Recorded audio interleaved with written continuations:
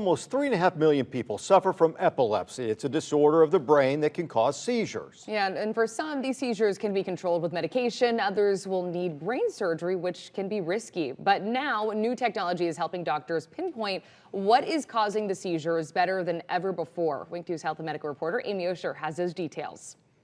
I'd be walking to a place and not really sure how I had gotten there. Gabriella Sable first started experiencing signs of epilepsy when she was just 11. Not long after, seizures started. People's parents actually went to the school and told the school that they didn't want me to hang out with their kids. Multiple hospitalizations and MRIs could not pinpoint what was causing the seizure. Some patients have very small malformations that we cannot see. Cleveland Clinic pediatric epileptologist Aaliyah Pastana Knight knew Gabby's lesion was in her frontal lobe, but it was too tiny to know exactly where. We can simply not remove the whole frontal lobe.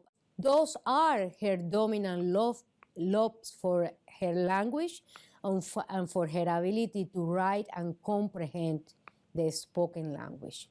The most common MRI used for diagnosis is something called the 3 Tesla. That's the size of the magnet.